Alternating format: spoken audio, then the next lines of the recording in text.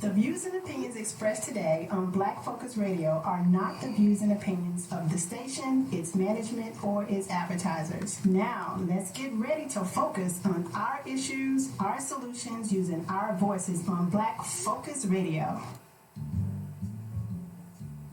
Welcome to Black Focus, the show designed with our community in mind, where we focus on our issues, developing our solutions, using our voices. Central Arkansas, surrounding areas, and the nation. Get ready. Black Focus starts right now. Phone lines open at 855-525-5683. So here's your host, David W. Coleman and Robert Webb.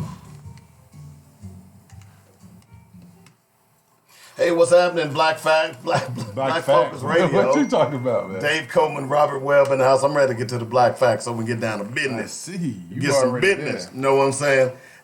Black Focus Radio, our issues, our solutions, our voices.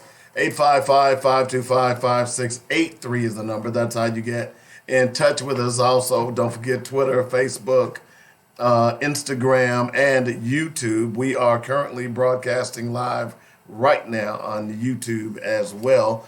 So while you're out there, make sure you hit that thumbs up button and like me and all that other stuff so we can get the subscribers up. Also, don't forget you can download the Joynet Radio app from joynetradio.com. Just go out to the website and download for your prospective phone, or just log on with your computer and listen online. And if you miss any of the show, you can always download the podcast that we have tomorrow, that we have every day. We upload every day after the show. We'll tell you tomorrow the show is only going to be an hour, Robert. I have some medical things that I have to take care of, and this is the only time I can see this doctor. So so you want me to just be here for an hour because you don't feel good? That's what I'm supposed to do because you don't feel good? Oh, so you want me to die, man? No, I don't want to collect the insurance. I don't want to collect the insurance right now. I'll wait. Okay. I'll wait. Go see the doctor, man. Then come back and give me Well, you can always come and do the show. You can do the last hour by yourself. You ready for that yet? You've only been doing this show with me for what? Almost 3 years. Why you talking trash, man? Why are you talking trash? You're the one that brought it up. You know, I'm clever. People have clever comebacks. What is this? Is this 3 years, or are we at 3 years? Actually, I can tell you because I've got. I always want to say it's been long. It seems like it's been so much longer than that. It's been longer than that, to be totally honest. So I can tell you when we started recording the shows, that'll give you an idea. It's just how old you really are, you know. So all I know is you didn't have gray hair. That's all I know. I do now. Yeah, you're grayed up. So 2017. 4/3/2017 was our first show. 4/3/2017. Yeah, just think we've been having lunch together for that long. Wow, that's why I'm gaining all this weight. Yeah, it's a wonder we made it. Looks like we made it. Looks like we made it, babe. Looks like we made it. We need to have like a big to do our next anniversary. You know, coming up. So it's coming up. Coming up April the 3rd, 2020 will be a 4-year anniversary for us. Isn't that amazing? Be 4 years or 3 years? 4. It'll be 4. See? 17? This is 20 days. Right. So we got, we started on April the 3rd of 17. Yeah, 17. Then 18 is 1 year, 19 is 2 years. Okay. This would be 3. Yeah, it'll be 3, I guess. Yeah. Oh, man. Yeah. What's up, player? So there you go. So we're making progress, you know. So that's a good thing. So anyway, so we've got an interesting show for you today. We're kind of waiting on a couple of our guests to show up here. Well, by the way, Joy Springer already up in here. She's like, I ain't playing with y'all. She's ready. She's like, I know y'all scared of me. I ain't playing with y'all. So we're waiting on them. But in the meantime, what we need to do to go ahead and get all the proper things out of the way, let's do Black Facts. Dynamic Black Facts. Our culture, our history, our people.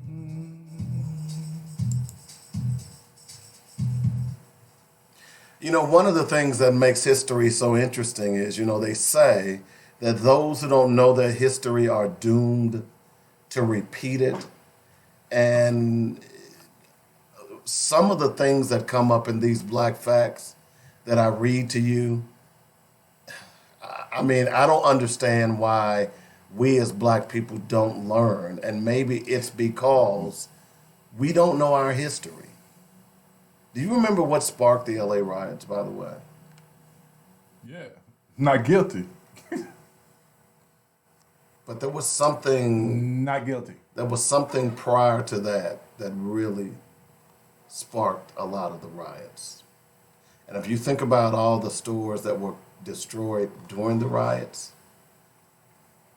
I don't remember what that is. Tell me. Well, I'm going to tell you. It was Sunday morning on March 16th, 1991, when 15-year-old That's right. When the girl got Natasha shot. Harlins Yeah, that's right. I forgot walked about into a store a few minutes from her home in South Central Los Angeles to buy a bottle of orange juice. Harlins, a student at Westchester High School in Los Angeles, picked up the $1.79 bottle of orange juice and put it in her backpack where it jutted out from the top. She subsequently walked towards the counter to pay for the juice, but the store owner, Korean-born Soon Ja-do, who thought Harlins was attempting to steal the juice, yelled, "You bitch, you're trying to steal my orange juice," a witness later narrated. Harlins then lifted up her hand, showing $2 bills she had. She explained that she was about to pay for the juice to the 51-year-old dude, but she didn't take that. Instead, she grabbed Harlins by the sweater, and the two started fighting. Harlins, in order to break free, struck Dew in the face 4 times and knocked her down. The 15-year-old then picked up the juice, which had fallen, and placed it on the counter. She began to walk away. That was when Dew reached under the counter and retrieved a handgun. She fired at the 15-year-old Harlins from behind at a distance of about 3 feet, shot her in the back of her head, killing her instantly. Harlins died with the $2 in her left hand. Her death would spark riots in Los Angeles a year later, as hundreds of Korean-owned businesses would be torched by protesters. It is important to note that years before the death, LA had issues. Accounts state that racial tensions at the time were high, particularly between local Korean store owners and their black customers who frequently complained about surcharges. Black people were also finding it difficult to acquire jobs in those stores. Born on July 14th, 1975 in St. Louis, Illinois, and here's the trip thing that I didn't know about this. Harlins was only 6 years old when her family moved to South Central LA by a Greyhound bus. 4 years after, her mother was shot dead in a Los Angeles nightclub, leaving Harlins and her 2 siblings in the care of their grandmother. On the day Harlins was shot dead, her grandmother had warned her not to step foot in that store, Empire Liquor, due to the treatment its owners meted out to their black customers. Following her killing, store owner Dew was taken into custody, where she later claimed self-defense, adding that she felt her life was in danger. Gotta get it out there. In court, a jury found Dew guilty of voluntary manslaughter and recommended the maximum prison sentence of 16 years. But the white judge, Joyce Carlin, gave Dew probation, 400 hours of community service, and a $500 fine. She was then released. The system of justice is not really justice, Harlan's grandmother said outside the court. Tensions immediately began brewing in the neighborhood, but things got worse. On April of 1992, 4 police officers who had brutally beaten a black man by the name of Rodney King some weeks before Harlan's death, was freed by an all-white jury. That was when black folks in LA felt enough was enough. The streets erupted in protest and riots, fire and gunshots. For 5 days, southern LA burned, and the Los Angeles PD left the area to fend for itself. Have we heard that before? Residents shouted Latasha Harlan's name as they torched Korean-owned businesses, including Soon Ja Doo's own Empire Liquor, according to news articles. By the time the riots had ended, over 50 people had lost their lives. More than 2,000 were also injured, while the city was left with $1 billion in damages.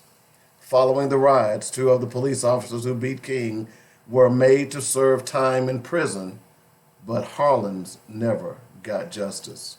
Today, she is not only remembered in the 1992 LA riots, but in some of the tracks by legendary rapper Tupac Shakur. In fact, Tupac dedicated his song, Keep Your Head Up, to Harlan's. And that's our Black Fact for today.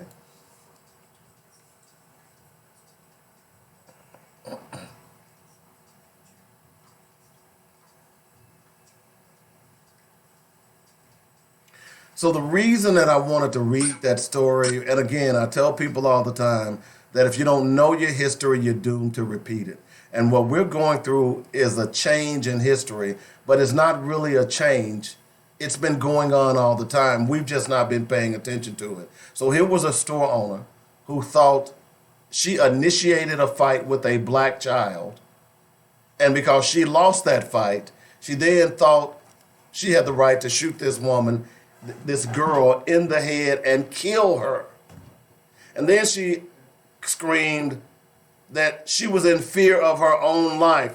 Look, if you initiate a fight, George Zimmerman, and you get your ass whooped, and then you figure out that you're getting it whooped, and you decide that you're going to pull a weapon and kill somebody, that's not due process. That's not fair. That's not you being in fear of your life. You initiated the fight in the first place. But I tell you this story because this continues to happen every day in America when it comes to black children, black people, black males. And maybe it keeps happening is because we are not paying attention. Or maybe we become so anesthetized to the death of black people that it's okay. I'm just asking the question. Okay? I'm just asking the question. Because at some point, we have not only got to get tired of black people killing black people, we've got to get tired of black death, period, in our communities. There's no ifs, ands, or buts about it. And that's our Black Fact for today. The more things change, the more they stay the same. Oh, man. That was kind of deep, wasn't it? Yeah, man, that was nice, man. I gotta give you credit. I gotta give you props on that. I try to do a good radio show, right? Every now and then you get it right. All right. Not often. So we've got for the rest of the hour at least, we're going to have a miniature debate with 2 of the 4 candidates for District 34. Only 2 that showed up. We issued invitations to all 4. So before the news gets out, I see they biased. They didn't want us on that show anyway. They just biased. No.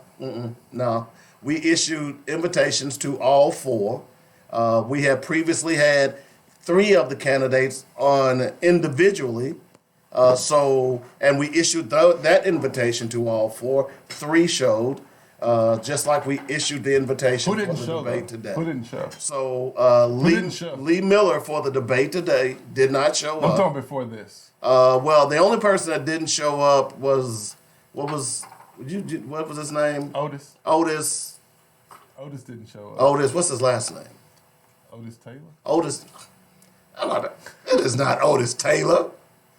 Otis Tyler. Otis Tyler. Okay. H. So He goes by H.O. Tyler. It's Right? H.O. Tyler. Right. Yeah. That's why I could remember his first name. Okay. So anyway, so today what we wanted to do, because early voting has already started, and this is such a very, very important position. We wanted to give our listeners and those of you who are that don't live in Little Rock but listens to the show on a regular basis, we wanted to give you an opportunity to listen and get an opportunity to hear what the candidates had to say. Now, what we want to do is there are guidelines, but they're not set in stone. So what we'll do is ask questions, and what we want you guys to do is respond to one another, okay? We don't want to be the bulk of the conversation, all right? Because you all are running for office, unless, Robert, you're going to do it right in. No. You don't have to do it right You're in. funny. Okay. So we want the people to hear you guys, okay? Y'all understand what I'm saying? So, because Robert talks every day on this show. I mean, I'm sure they get tired of him, so. Yeah, you know what I'm saying? So, why don't you guys, let me make sure your mics are on. Why don't you guys introduce yourself? Let's start with, it's on. Yeah, it's on. Hello. How y'all doing? How you doing? Doing good. Ryan Davis, candidate for Arkansas State House of Representatives, District 34. Okay.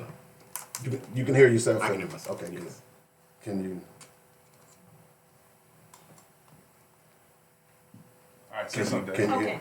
Is that better? Yes. You were on. Your mics just went. I mean, your headphones just weren't plugged in. Oh, okay. Okay. All right. Go ahead. My name is Joy Springer, and I am the candidate for State Representative District 34. Okay. So the basic guidelines is this: we'll ask questions. Both of you all have an opportunity to answer that question.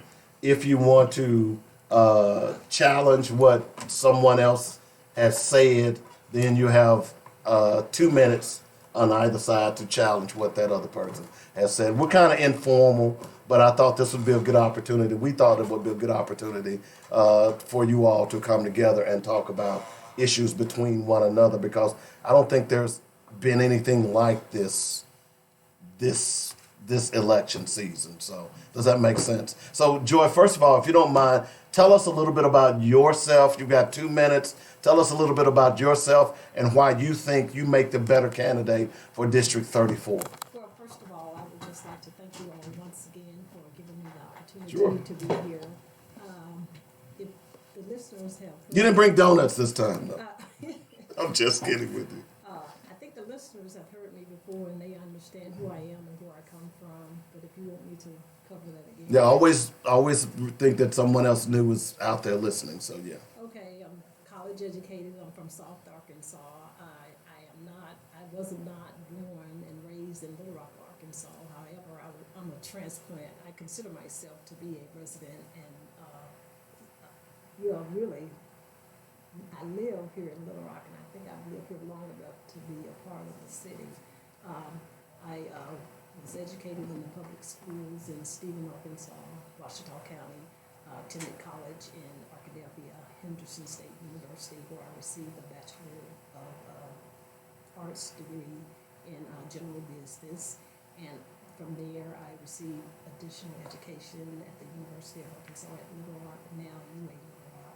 I have a degree in elementary education and a master's degree in education administration. I have over 25 years as a monitor for the Joshua interveners in the case known as Little Rock School District versus Pulaski County Special School District. I have several board memberships, and I think I've told you before, I'm a lifetime member of the AME Church, NAACP, members of scholarships, and member of the service organization of the Rural Alpha Kappa Alpha Sorority Incorporated. I'm a strong advocate for the community to promote equity, equality, and human rights. I can just go on and on. I think I'm a servant for the community, and I show myself to be just that. So I consider myself a service person for the community. All right, Mr. Davis, same question. Thank you. Repeated thanks for Mr. Cole and Mr. Wood for having me back on this show. Again, I'm Ryan Davis, a candidate for Arkansas State House of Representatives in District 34. I grew up in District 34, having gone to elementary, junior, and senior high school there. Went on from there to college in Illinois, to graduate school in Wisconsin, back to law school here in Little Rock, and then to seminary back in Chicago. I'm a father, husband of Kimberly King Davis, father of 3 girls.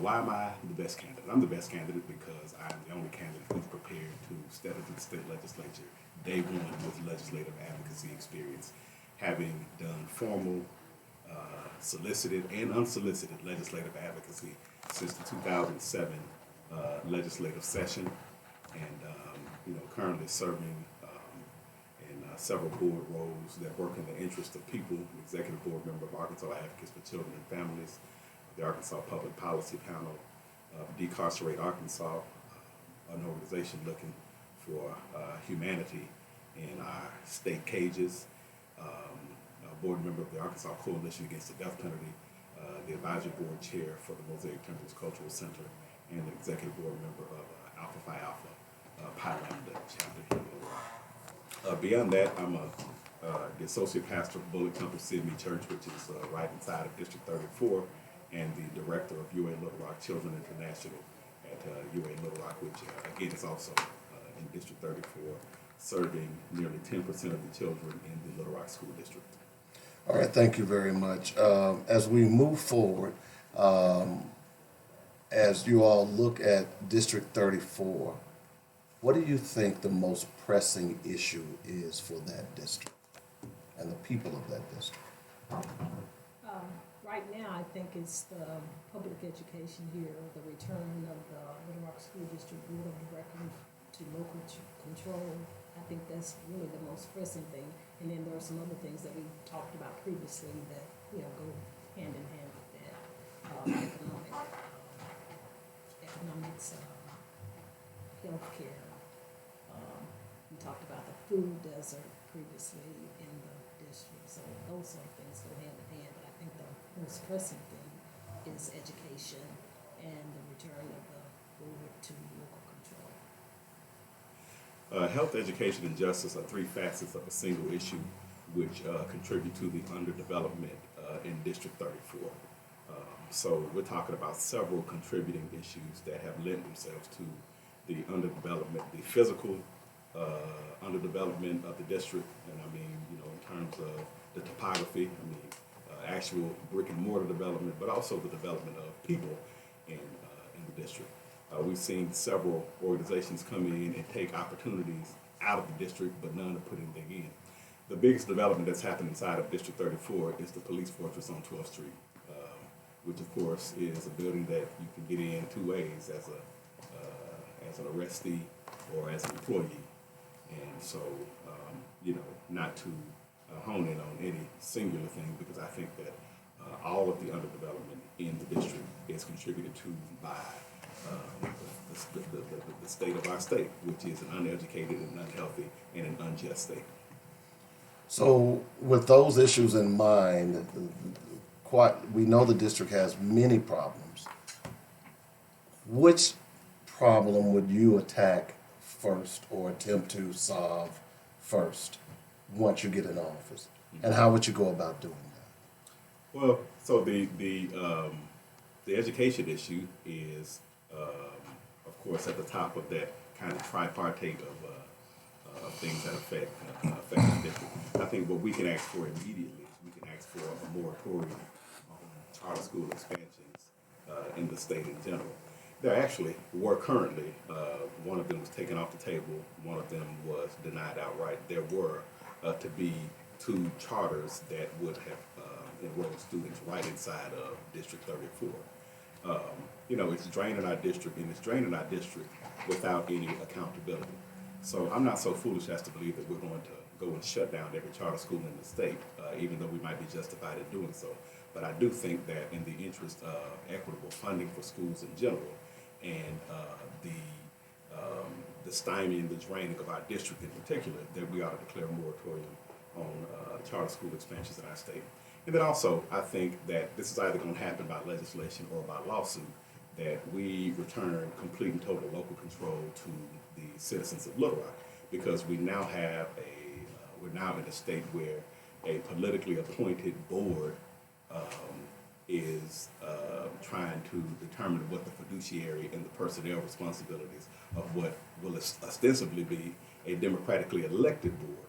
And that's unheard of. There's no board that tells the state legislature what it can or cannot do with personnel and fiduciary responsibilities. So, that's a deep concern. But again, all of those things are connected to, this education issue is also a justice issue. It's unjust to take a democratically elected board out of the hands of the people who elected it into its place. And it's also a health issue because they control funds that have contributed to taking mental health access out of our schools also. Okay. Do you want to say So, something? so let me make sure I understand your question. Are you talking about immediately when I'm elected to the state? Well, just in general. I mean, Well, I think we have to distinguish between that because if Well, I'm, you answer it the way you feel you should Okay. answer it, okay? all right, so if I'm immediately elected as a result of this election, special election that we're having, we're not going to go into session in order to establish laws or do anything to change any kind of law that's currently pending. We're going to go into what's called a fiscal session, meaning that it's going to be in, I think it's scheduled now for April. We're going to have that session wherein there's going to be discussion regarding finances for the different departments within the state of Arkansas. So immediately, we're going to be doing that rather than trying to address, things that we think ought to be changing to make things better for all people in the state of Arkansas. So we're going to be going into a physical session, and that's going to last like for 30 days. And then I guess during that time, maybe you can establish, well, I will be trying to establish some relationships with different persons that are in the House, not only in the House, but in the Senate as well, and talk to other people, that I see within the different departments of the state of Arkansas. So I guess you can establish relationships during that time and, find out what's going on in the different departments. And that's what I've talked about. You really can't do anything until such time you understand the way things work in the process. I talked about last night at a meeting, you have to understand processes. You cannot go into something saying, I'm going to change this, and that, and demand things when you don't understand the process, because there's a process to do all things that relate to legislation, government, that sort of thing. So I want to make sure that I understand the process before I go in and start thinking about what I want to change or what I intend to do and that sort of thing. So right now, I've also told people that I don't intend to try to make promises about what I'm going to do until I understand everything. I want to be able to collect data, understand processes before I can say that I'm going to actually introduce any kind of new law or anything of that nature. And I told you all before, and I think I have some literature going out. I am going to insist that there is fairness. I think we need to make sure we follow the Constitution, wherein that it promises prosperity to all citizens of the state of Arkansas, liberty and justice. So we have to make sure that that's the emphasis. So I will be insisting on that sort of thing. So when we go into the fiscal session and we start talking about monies for the different departments within the state of Arkansas, I will be asking those kind of questions. I'm kind of meek sometimes when we get into meetings and start talking about things, but once I have an understanding about something, you will definitely hear from me, and I can speak up and talk about how is this going to affect certain persons in the community and that sort of thing. So right now, I can't really speak too much about how things are going to take place and how new legislation is going to be implemented and that sort of thing, because there's a process. Because last evening we were talking about economic development and things that can happen within District 34, and there were comments made about establishing plans and getting people involved and doing all of this. Well, there are certain things you need to know before you can establish a plan and do those sort of things. You got to know what's available to you. Some things relate to state funding and some things relate to federal funding. So you just can't go in and say, well, we're going to sit down as a community organization and we're going to develop this plan and we're going to implement it. Well, it doesn't work that way. So once again, I think I'm being kind of repetitive. We have to understand the process and know what it is and where those kinds of funds are going to come from. So that's what, as your legislator, I'm gonna do. I have to understand what's gonna take place before I go in and say, we're gonna change this and expect this, this and this, and talk about those sort of things. So all along, we've had people that do good work in the community and understand, and we get in meetings and we talk about, we get people to clap and say yay about things that they think they know that they are going, that they want to have happen, like ending the school to prison pipeline. You know, we get happy when we say we're gonna introduce legislation about that. We get happy when we say we're gonna put a moratorium on all the charter schools. I even get happy about that. You know, those things make me happy. We get happy when we say we're gonna return local control. You're running Oh, off. okay. When you see me do this, you need to wrap it up, Oh, okay? So part of You go ahead and respond. 2 minutes. Part of this not very mysterious process at all is the fact that the Legislative Council meets year round. So you can, in fact, during a fiscal session of the legislature, make a recommendation to the Legislative Council to declare a moratorium on charter school expansions vis-a-vis the Arkansas Department of Education. You can, in fact, make a recommendation during the fiscal session to the Legislative Council to stymie the control, the executive government control of a locally elected school board.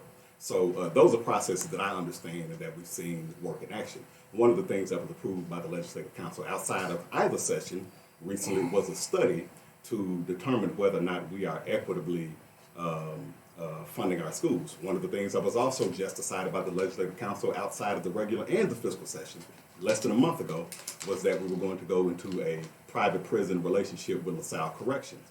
Those are things that within the context of the fiscal session can also be asked. These things also can be asked outside of either session. So I mean, I agree that there is a particular understanding of the process. I'm suggesting that I understand the process though.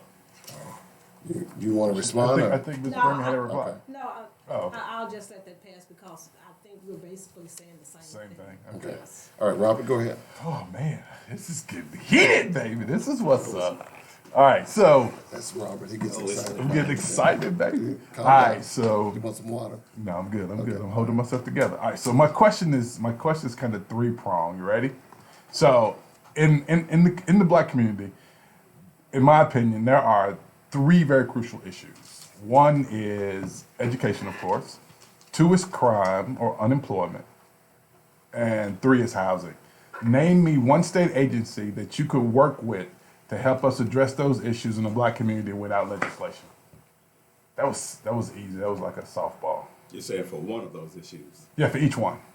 Oh, for each one of those issues. Can you think of a state agency that you could work with to help facilitate, to address the issue of housing in the community, to address the issue of unemployment, or I shouldn't say unemployment, but what about employee training? And then what was the third one? Education. Education. I think we need to rethink what No, no. Give me an agency that the state has that exists currently. The state has an economic development commission. Okay. And what I'm saying though is that we need to rethink what the purview of the economic development commission is. Right now, it seems to be in the service of the various chambers of commerce in the state, and they're intent on creating tax breaks for bigger businesses.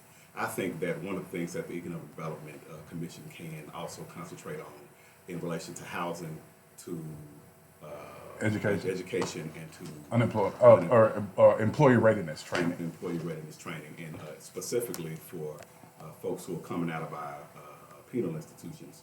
Arkansas has one of the highest recidivism rates. Let me rephrase it. Arkansas has the highest recidivism rate in the nation. We have more people returning to prison. We're on track to be the largest imprisoner of people per capita in the world. And so one of the things that the Economic Development Commission can focus on is, one, developing a program whereby we can offer some amnesty to people coming out of our penal system so that, they're not barred from particular industries. They're not barred from getting particular certifications. That solves a very small piece of our, employee crisis in the state of Arkansas, especially for those who continue to go back to prisons. But it also means that the Economic Development Commission can also assist with housing in the way that they used to do with teachers that were moving to rural communities. And so, I think if there is a particular state agency that needs to recalibrate its mission, it's the Arkansas Economic Development Commission. And that it can focus in part on folks who are living on the margins, living with their backs against the walls, and particularly folks who are coming out of our penal system. Ms. Springer? Well, I think this something has already been, has been in place with respect to the question that you've asked. The Legislative Black Caucus, during its weekly, monthly meetings, has the opportunity to call in the members of those different departments that have to do with education, employment, and that sort of thing. So you can have conversations with those persons during that time in order to, find out what needs to take place, address issues and that sort of thing. And sometimes within those meetings, you can get the answer to those kind of questions. So that's being done without having legislation. So I would, be an active participant of the Legislative Black Caucus as they've been active previously. And then the other thing is the caucus has the opportunity to also meet with the governor and have discussions with the governor about certain things that concern them and talk about different things that were happening with respect to unemployment, wages, the things that you've already, education, those sort of things. So yes, there are some things that can take place without the necessity of having legislation, and that's what I was talking about earlier. You sometimes don't always have to have Legislation, right? In order Okay. to draw, in order to get answers to concerns that you may have. Okay, I'm trying to find a question. I had a question from Russ. I'm gonna read this one real quick. Russ said, in Arkansas, you can file a complaint with a regulatory state agency for licensed individuals, plumbers, contractors, nurses, teachers, doctors, lawyers, and judges, but not police officers. The Commission on Law Enforcement Standards and Training, the agency that certifies law enforcement officers, is not set up to accept and investigate citizen complaints about law enforcement officers. If you're elected, would you sponsor legislation to change that and have Commission on Law Enforcement Standards and Training take and investigate citizens' complaints regarding LEOs, whatever that is, law enforcement officers? Yes. George, you can go first. Well, I'm not quite sure what authority I have in order to address that. That may be a local issue. However, I would, since that question has come up, I would look into it and investigate and see what kind of information I can obtain regarding that. So right now, I'm not quite sure that I understand that that's something that I can address. So I would want to investigate more and determine whether or not that's something that falls within the legislative realm. Now, all of the questions, let me interject, all of the professions that he listed are state-issued licenses. Okay. Okay, so that's just to make a clarification, if I understand the question, Right. is that the only one that doesn't fall under The that state. purview is police licensing. Oh, they're not a state. They're From what, But they're licensed through the state. They're You have licensed. to get your license from the state of Arkansas to be Right. a police officer in any jurisdiction. Okay, but he's saying that you can't file a complaint. You can't file Exactly. a complaint with that. With with the that- state. Exactly. So that goes back to my response. I would like to look into that. If that's the case, that's one example of not being fair and equitable with respect to that. So of course, if that's taking place, I definitely want to look into that and make sure that all persons are treated at the same level, on a level playing field and that sort of thing. So if you can make a complaint by all those other professions, surely you should be able to make one with a law enforcement, like i.e. the police department. So yes, I would need to look into that and confirm that. And if that's the case, I would definitely question that is happening. That's not in compliance with our Constitution for equal and fair treatment of all of its citizens. Ryan? It's an inconsistency in practice. Even private security companies in the state are regulated at the state level. And private security officers, particularly ones who carry deadly weapons, are certified at the state level, and complaints against them are litigated, for lack of a better term, at the state level. So, I mean, that's a kind of it's definitely a major inconsistency in practice. And it means that you get differing outcomes for the same thing. A police officer in Jonesboro who, such as the one who murdered that young man who was handcuffed in his back seat, is not going to get even the lightweight Charles Starks treatment, Right. like here in Little Right, Rock. right. And so, I think we're leaving it in the hands of municipalities who've not ever shown any desire to treat their citizens equitably, and that there needs to be some power at the state level. That can't happen on the legislative level because it requires just of a legislator to bring forth legislation that says that we regulate complaints against, especially complaints against use of force by officers of the law. We regulate that and we litigate that at the state level, and that's all it requires. I mean, if you go to a hairstylist and they do something that they make all your hair fall out, they're going to go to the particular certifying authority at the state level to try to get that license pulled, or try to Right, try or to put file a them- complaint. Absolutely. So yes. So let's talk about police brutality. It is the elephant in the room in every black community in this country. And many people believe that the only way that it can be stopped is through legislation. And the complaints surrounding their licensing, surrounding certification, you hear that all the time. We saw the case in Charles Starks where he still, even if he's not, doesn't end up being a police officer ever again in Little Rock, because he still maintains his certification. Right. He can go to any other municipality and become a police officer. Therein lies the problem with a lot of police brutality, along with background checks. I found it interesting. 60 Minutes this past Sunday, had a series on police officers and suicide. And what it suggested to me, and what many people were saying, is that they need to do better background checks, better mental evaluations, so on and so forth, from a state level as opposed to a city level. With that little soliloquy, what suggestions can you all make to try to solve this problem of police brutality and police not even being prosecuted in some cases? Well, let me just say, first of all, I think our mayor has done one important thing to address that. He has established a Citizens Review Board, so hopefully they can look into some of those things that are taking place within the city. I'm not aware of specifically all the powers that they have, but I think that's the starting point of that to have taken place within the city of Little Rock. And then with respect to legislation on a statewide level, once again, you have to go through a process. As I've stated before, one person, even though I would support something like that, I'm just one of 100. And so you have to go in and make sure that you get the bill written in the proper way, and then it has to go through committee, and then it has to get out of committee and then go through each one of the houses. So, that's basically the process and what would have to take place. But I do say that our mayor here in Little Rock has taken an important step to address some of those concerns. Mr. Davis? I agree. I agree to a certain degree, but also understand that legislation begins with one person, and that one person does in fact have the power of persuasion and have the power of the consistency of the law on their side to determine,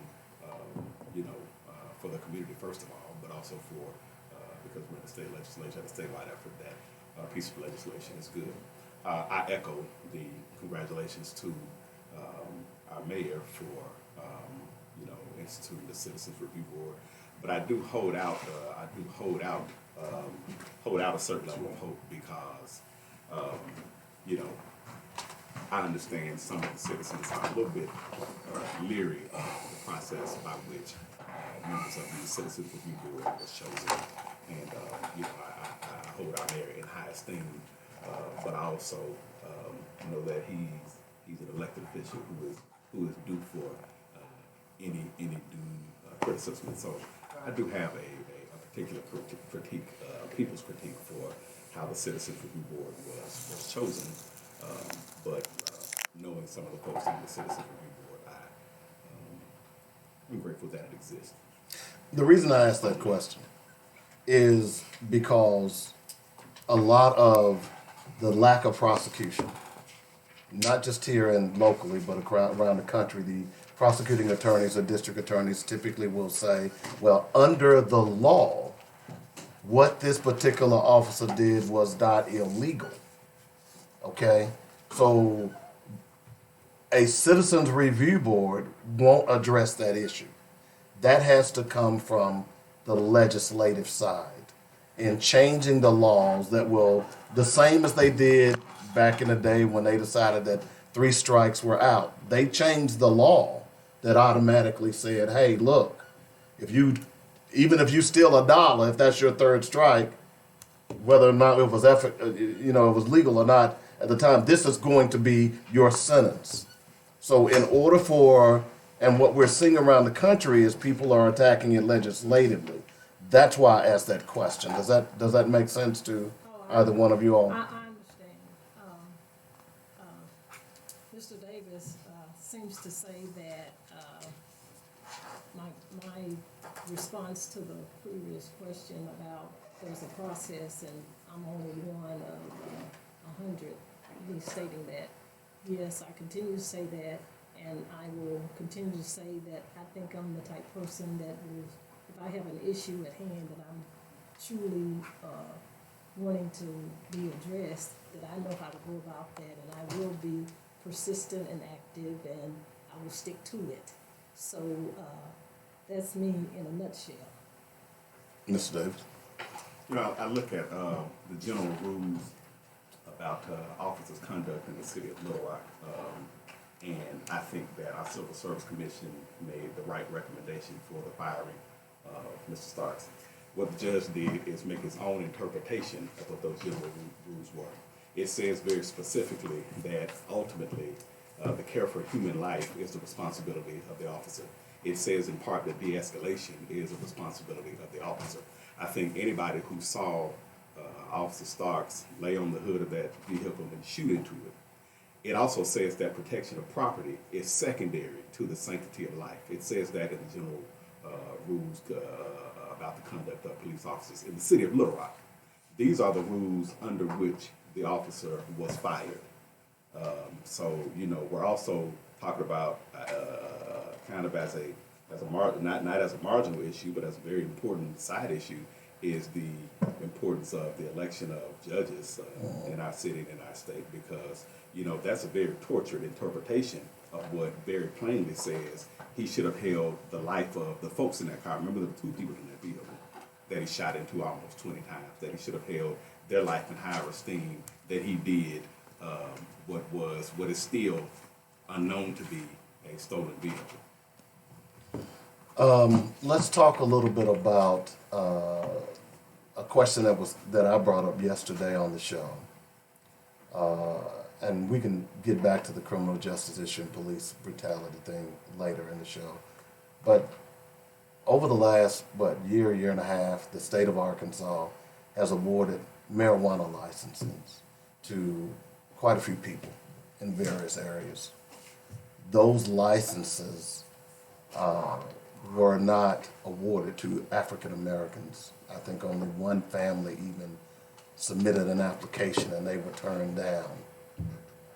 The state of Illinois just recently commuted all the sentences of marijuana convictions because they too have legalized marijuana.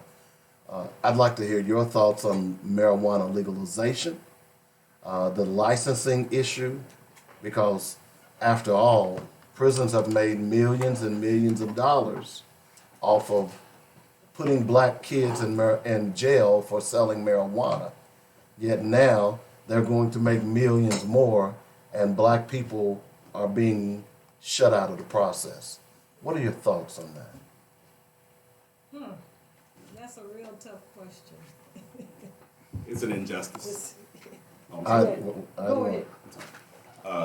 It's an egregious injustice, to say the very least. Here it is, and I think of a specific case. There's a young man with whom I'm friends who has a master's in education and is currently not able to be certified to teach because he has on his record a charge of possession of marijuana intent to distribute. I dare say that the recklessness on our streets, we can contribute more, almost at 100% level, to alcohol usage than we can to the usage of marijuana. There's nothing, there's no prima facie evidence of the fact that marijuana is a contributing factor to the rise in crime, be they drug related or not. You know, one of the folks you talk about, we're talking about, you know, the Carpenter family. We're talking about a very prominent farming family who was denied a license to participate in what is a multi-million-dollar industry, even just now, even with some of the dispensaries not even being open yet in the state of Arkansas. And so now we're getting ready to benefit from tax revenue. Some people are getting ready to benefit in their own pockets from revenue from something that was outlawed and off of which we've built an entire prison industrial complex. We need to begin not only at commuting the sentences of people who were, we need to begin not only at the decriminalization of marijuana in the state of Arkansas, and not only at the commutation of the sentences, but we can go as far as they did in Oakland, wherein they have training programs to teach folks coming out of the system who've been arrested for marijuana charges how to do the business legally. We need to lower the threshold for people's participation in the industry. You know, there's not a lot of folks in the state of Arkansas at all, let alone black folks in the state of Arkansas, who have $1 million liquid, who are able to participate in the industry, which was one of the requirements. So, I mean, it was already, a faulty process from jump, because it automatically excluded the majority of people in general, and black people in particular. So once again, I can just say that, you know, that's an issue that I think that I would totally support looking at and making sure that there's equitable distribution of licenses and that sort of thing to all persons of the city. So without a doubt, that's something that needs to be looked into.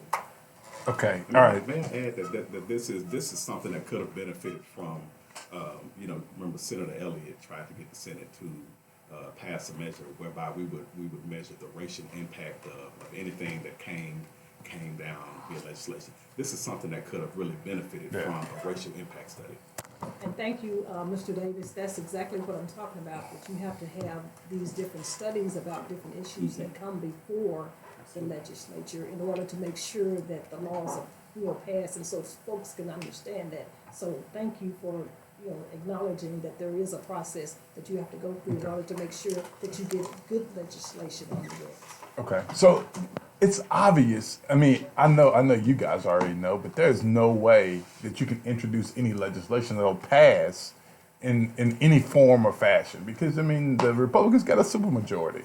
So from now on, give us answers of what you can do independently of legislation, because the thing is that if we wait for legislation, we got to wait 15 years till we get till we back in control of the House and Senate. So give us some ideas of things you've already done to address some of the issues.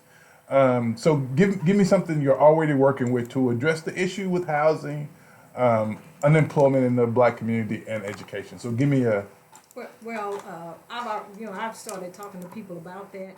There are people within the community already, and that came out last night during a meeting, that understand housing and how to address economic development. So you have to make sure you identify people in all those areas where you have concerns within the community that you can work with, so that they can be available to come to those meetings when you go into the committee in order to have these laws passed out of committee and before the entire House or the entire Senate. So there is a need, like I said before, to have a process in place to make sure that these sort of things take place. Same thing with education, and I've already talked about the Black Caucus, Black Legislative Caucus. They're able to make contact. As a member of that committee, you can go to different department heads and make sure that they come to you and ask questions and provide you with information. So there's a lot of things that are available to us as members of the legislature that we can have access within the state. They're there to make sure. There's a legislative bureau. They can work with us and give us certain information. So there's processes, as I said before, that we have to utilize in order to address those situations. So I'm in a position where I understand that, and we can go to those persons and make sure that they can provide us with the information we need in order to get these bills passed. So it's once again, process, process, process. Mr. Davis. There are some interests that are compelling enough to cross the aisle. I look at, and this is actually what I would consider to be a piece of bad legislation. I look at some legislation passed out of Representative Murdoch's pocket, whereby now schools have at some level the same exemptions as charter schools have. This was passed on a bipartisan vote. Now again, I think it was a horrible piece of legislation. We ought not be exempting ourselves out of having art, music, PE, a school nurse, recognizing IEPs and 504s. But, I do understand why somebody coming from Lee County, where some of those resources are bereft, might see that it's necessary. But that was passed on a high level, very bipartisanly. I was in that committee meeting. When it passed out of the House Education Committee, where the only person who spoke against it was Representative John Walker. And so again, there are some bipartisan things that that passed, but I think considering Mr. Walker's example on that day, there are some things that you need to stand on by himself and be intrepid about whether or not everybody is going for it or not.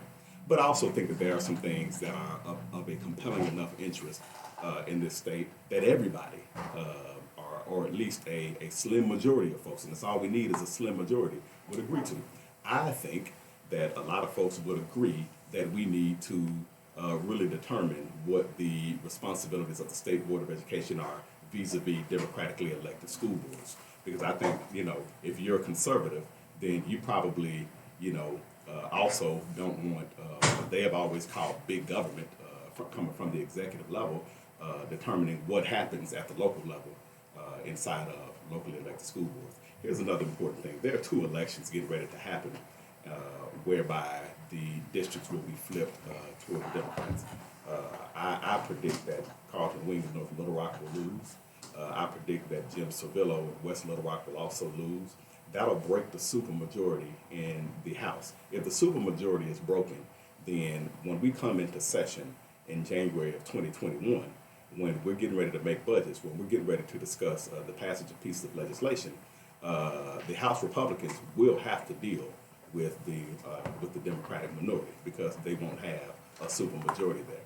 That's why it also matters in this election. I know some folks think that this is kind of a throwaway election where, we got all Democrats, it perhaps does not matter who you vote for. I think it does matter, and it matters that we vote for someone like myself who is prepared to step in day one and to make influence and to piece together legislation and bring resources back to District 34.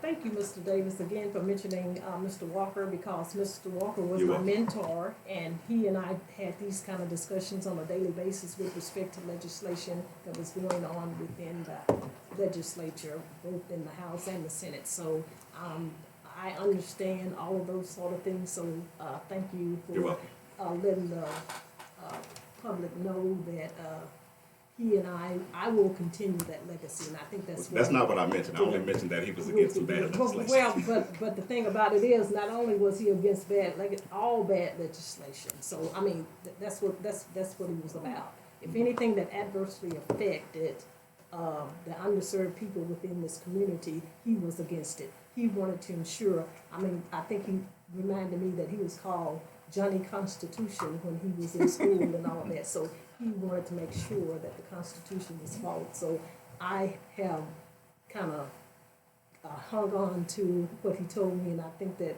right now that's something that I will promote and continue to promote. And not only Mr. Walker, but I had a visit with another person just recently here in District 34 who also told me to keep the Constitution in my hand, and I have it here. And so they said, if you follow the Constitution and be of service to the people within the community that you're serving, you can't go wrong. So Joy Springer, State Representative, District 34. I have it from 2 persons that talk about it, and I'm trying to make sure that takes place. As a recipient of several of Ms. Abrams' constitutions, I stand with you in recognizing those 2 folks in particular who have been intrepid and who I admire greatly. I also respect that you had a long-going professional relationship with Mr. Walker, and respect what that means in terms of your experience.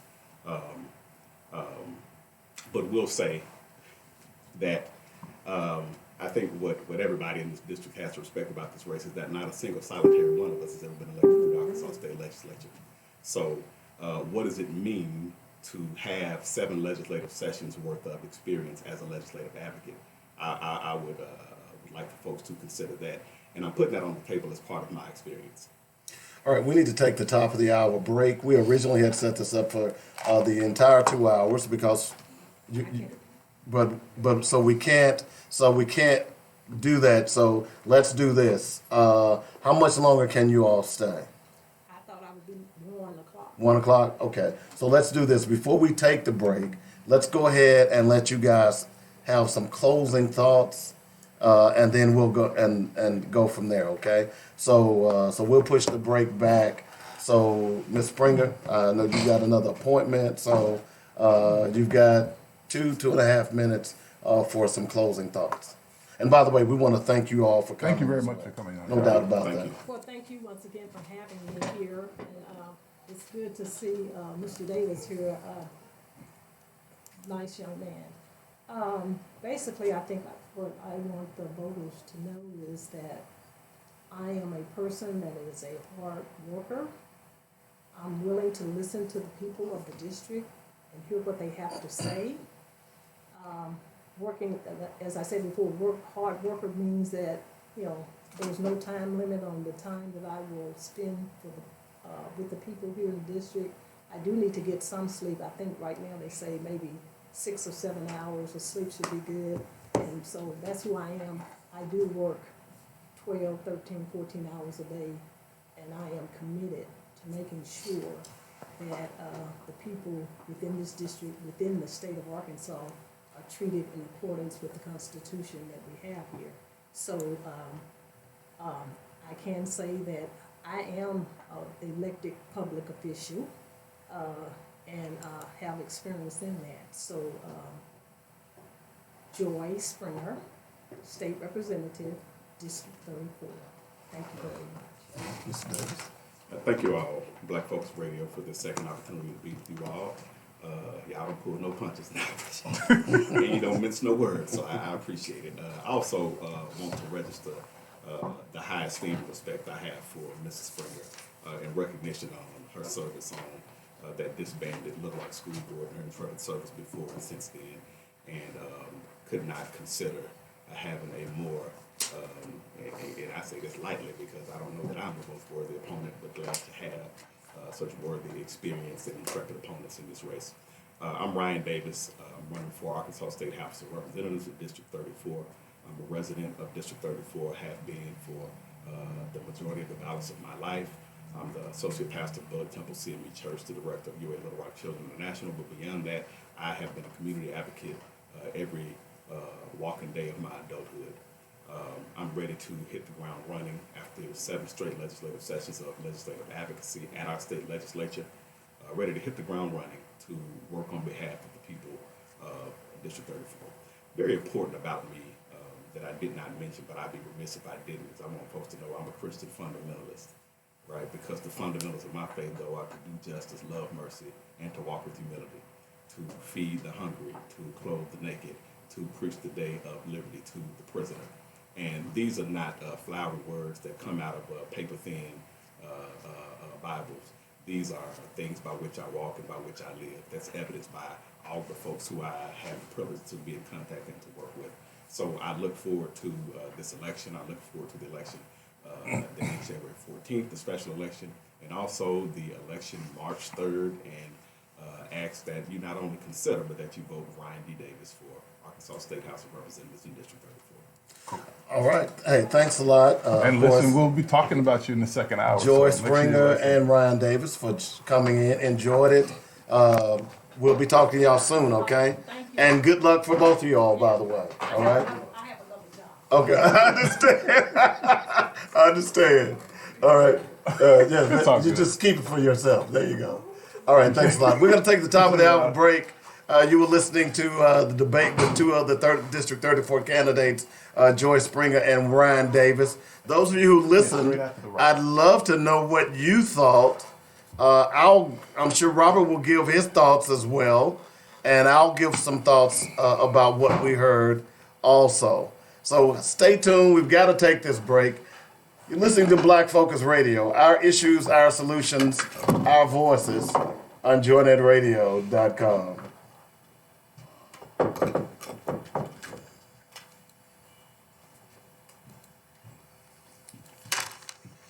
Yup.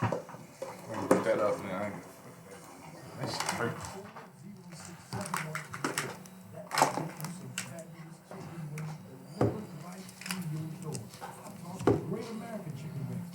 So what do you think? Really? The easiest question. I asked the easiest question I could. That was the easiest question I could ask. The easiest question I could ask, but I was trying to make. Just hang on, because we're on live. Just save it to you till we get back on there. Stop! What? Stop. Oh. Let's see. Right to your door. Call that number and get in touch today. As a matter of fact, you can drop by.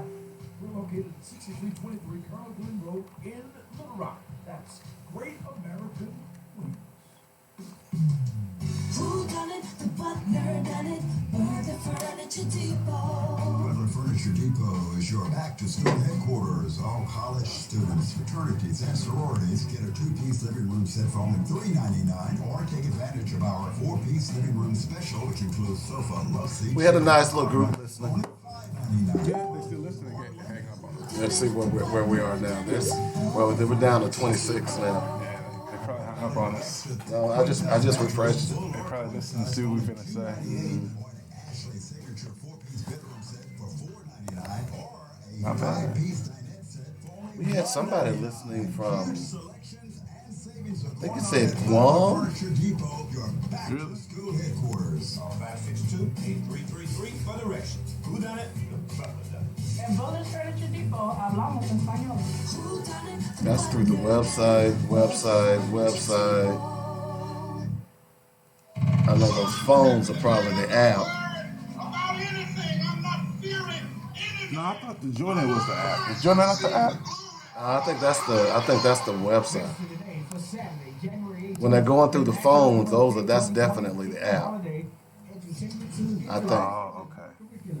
You see what I'm saying? Yeah, I thought the other ones were the app, and then when they listen through like the link, you get the phone. That's what I thought. I have no idea. I'll find out again. Students, principals, superintendents, Yeah, professionals, bro, it's about to get real. leaders, ministers, and others. It's all presented by the Little Rock Central High National Historic Site. Good of all, from Well- Washington, D.C., the College of Aspiring Artists, You ain't gotta say it. Temple Cultural Center. Time to consider and joinetradio.com. I already For know. more information on how to be an You official want me to go first? Or you want to go? Yeah, you go first. register and mail today at mlkbible.education. You got it. He's Little Rock's answer to your aggravation. The Joy Network. The views and opinions expressed today on Black Focus Radio are not the views and opinions of the station, its management, or its advertisers. Now, let's get ready to focus on our issues, our solutions, using our voices on Black Focus Radio. Welcome to Black Focus, the show designed with our community in mind, where we focus on our issues, developing our solutions, using Central Arkansas and surrounding areas, and Black Focus starts right now. Phone lines open at 855-525-5683. So here's your host, David W. Coleman. All right, welcome back to the second hour of the show. I want to remind you tomorrow, only 1 hour of Black Focus tomorrow. Doctor issues, no need to go into that, but just remind you of that. You can call us up at 855-525-5683. If you listen to the debate, you have some questions, you have some comments, we'd love to hear from you. I know some of you all were making comments on my Facebook feed. I wasn't responding to them because as out of courtesy to our guests. So I want to make sure you know that I did see them, but it wasn't appropriate for me to respond one way or the other because I'm trying during that debate I was trying to be impartial, which I hope I came off as such. So I want to thank Ryan Davis and Joy Springer, both candidates for District 34. If you wonder where the other two were, H.O. Tyler and Lee Miller, both of them were invited as well. They decided not to come for whatever reasons. That's not to cast any aspersions upon them, excuse me, whatsoever.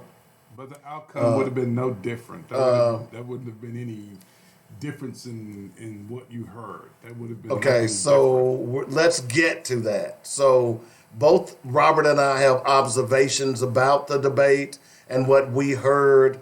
So Robert is going to go first, and hopefully we can get it all in the hour, in the 50 minutes we have left. So go ahead, Robert. I'm friends with Joy and Ryan. I have a great deal of respect and love for them.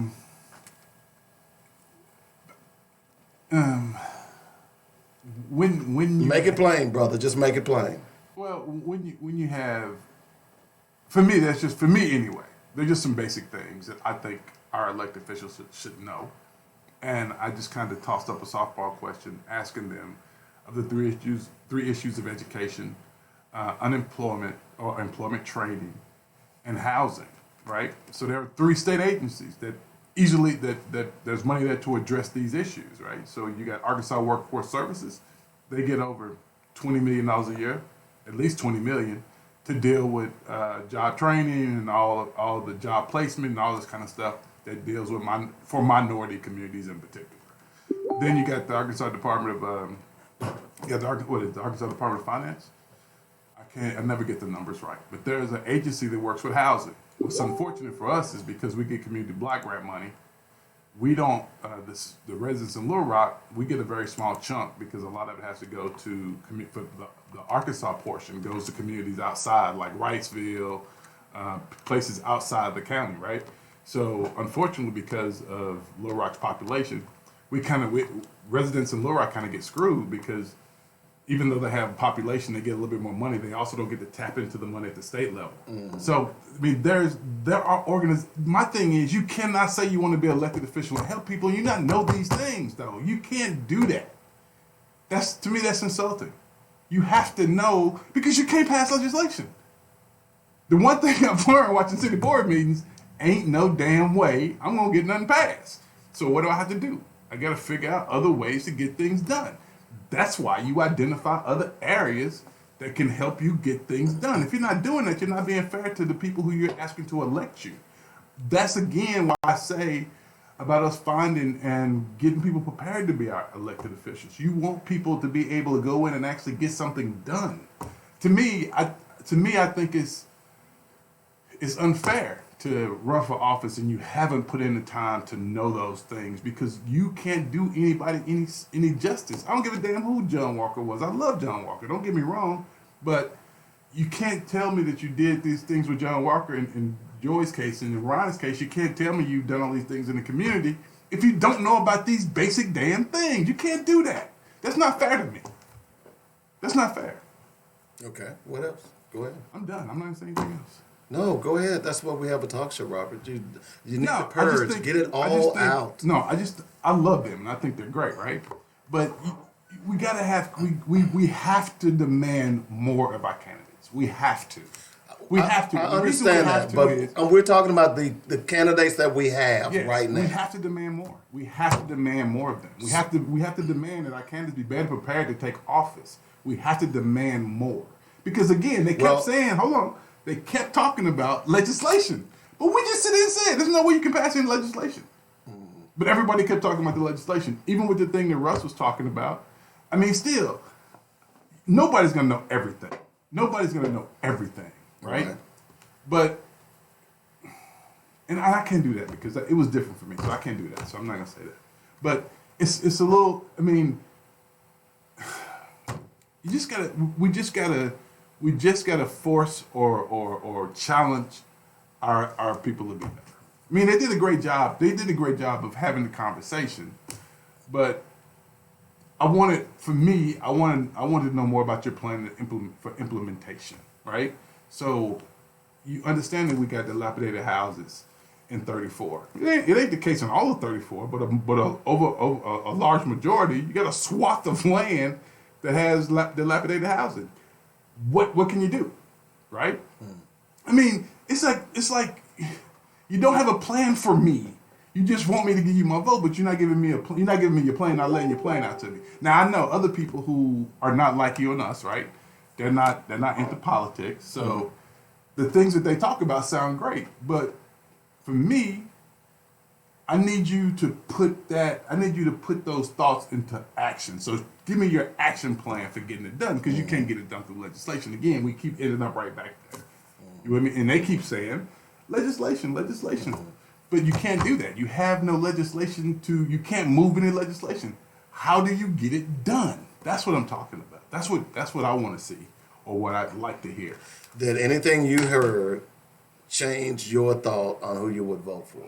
Now, you don't have to tell me who you're going to vote for, but did anything you heard, if one of those two people are the ones that you're considered, or you could be considering, H.O. Tyler or Lee Miller for that matter, did anything that you heard change your thought patterns as it relates to, I want to vote for this person? No, because I can't make the reason I'm voting for somebody the criteria that I would want somebody to vote for me. I can't make that the criteria. So no, nothing's changed for me. So are you planning to vote in this position? Are you in 34, by the way? I am in 34. Nothing has changed for me. So the criteria by which I'm going to vote, that's the same criteria I'm using now. My criteria hasn't changed, and it can't change. And that's all I'm gonna say about that.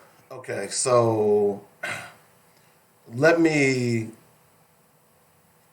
But I think them coming in was good, and go ahead, Dave. Well, let me give you my thoughts. Okay. As many of you all know by simply listening to this show, that I'm a very passionate person. I believe in order to get things done, anything that you do, you have to have a passion for it. Mm-hmm. You understand what I'm saying? Mm-hmm. You have to, I think just by this, most people say, man, you're passionate on the air. I am. Because I love this business, okay? I've spent 35 years in it. So I have a passion for this business. I have a passion for writing. I have a passion for young black boys. And I say all that to say that I don't know if I detected passion from either of them. Does that make sense? And this is only my criteria, okay? The other thing that concerns me is we all understand processes. We all understand that there's a way you have to get things done. At least most of us who have logical minds or logical thinkers do. But I want to know what you're going to do. Okay? And I don't know if I got that from Joy. It's the same thing that I've been asking for from all of them. Is what is your pet peeve? What are you going to hang your hat on? You understand what I'm saying? And I got that from neither one of them. I understand you have a campaign platform, and both kept, Joy's was process, and I believe Ryan said he had education, health, and something else. Justice, was it? I believe it was justice, yeah. So those are their campaign platforms, okay? Yeah, but see, but I want to know what you're willing to go to fight for. Well, no. Everyone who runs for office, but the how, should. Dave, But I'm saying, if you have that one issue, then you will develop the how. You see what I'm saying? So if I want to kill turkeys, okay, then I'm gonna develop a way. Well, let me give it a more simple. I'm a fisherman. I've been wanting to try and catch crappie. I haven't caught one crappie this whole season. I'm angry. So you know what I do? I've changed my tactics. I've started watching videos. I've started watching what other crappie fishermen are doing to develop my process in order to get done what I need done, and that's catch some damn crappie. Yeah. Does that make sense? Now, I think that these two are very intelligent. No doubt about and I that. think that if they No get doubt in about there, that. I like to believe if they get in there, I believe that they'll learn rather quickly. I don't think we could go wrong really with either one. With either one. I hope not. I hope we won't go wrong with either one. Right. But my thing is, I don't want OJT.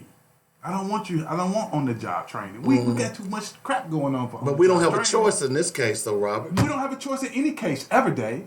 Right. Ever. Right. But we can't keep doing that. We have to challenge our candidates. Okay, but let's stay in the present. We have to challenge Let's stay in the our present candidates. tense. Okay, I'm sorry. I know what we need to do, but let's stay with these two candidates, okay? And Roderick Talley, you're more than welcome to call if you'd like as well. I know you've sent me a message.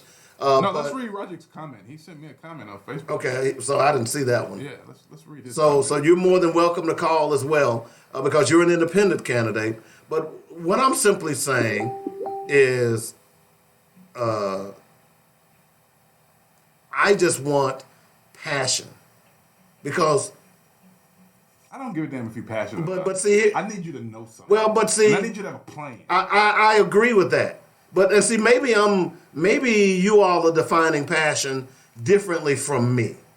Because see, when I'm passionate about something, then I go and research that issue to try to figure out how I can push that issue forward.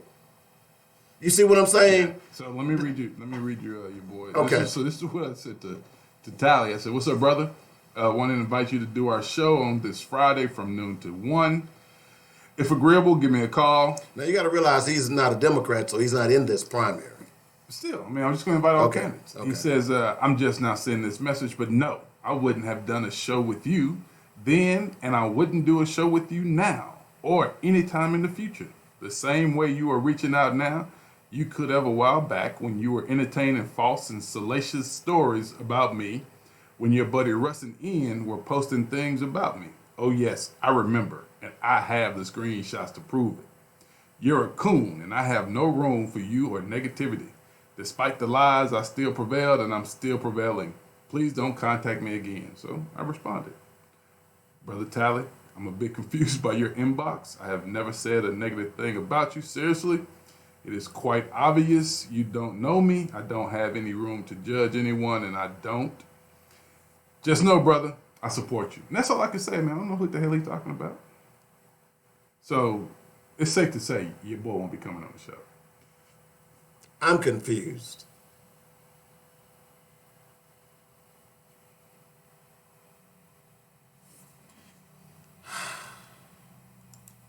Jesus. I'm confused. Everybody is trying to make. Listen, guys. Listen, seriously. I have a certain criteria by which I judge because I just have criteria by which I judge candidates from. And we all should. I just had that criteria. And the one thing for me is I don't think anybody should run for any office if they don't know what departments fall under that office and what's what. I just don't think so. If I have my others, yeah, I would not like to see a candidate run who doesn't know what offices are there to help people. How can you say you're going to help people if you don't know if you don't know what's there to help them with? That's it. There is nothing else I can say about that. And I'm not going to.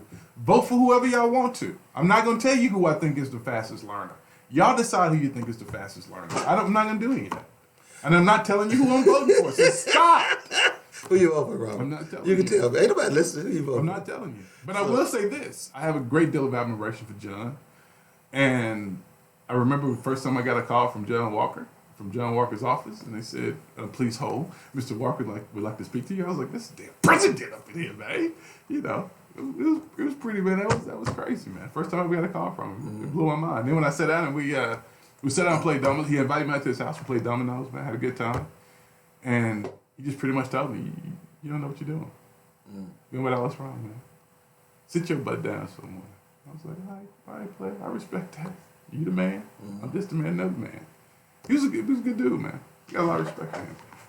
So what I'm not going to do is endorse either candidate. I agree with Robert that they both have. So this is my thing. In March, if you, because they got to run again in March. This starts all over. January 14th, it starts all over again March 2nd, right? Right. Or it doesn't start all over again March 2nd. When they run this time, they start running again after that. Immediately. They got to run in March, right? Right. So the thing for me is, I would love to endorse a candidate, right? But like I said, I'm still going to give them money, and I haven't done that yet. I need to. But, man, I mean,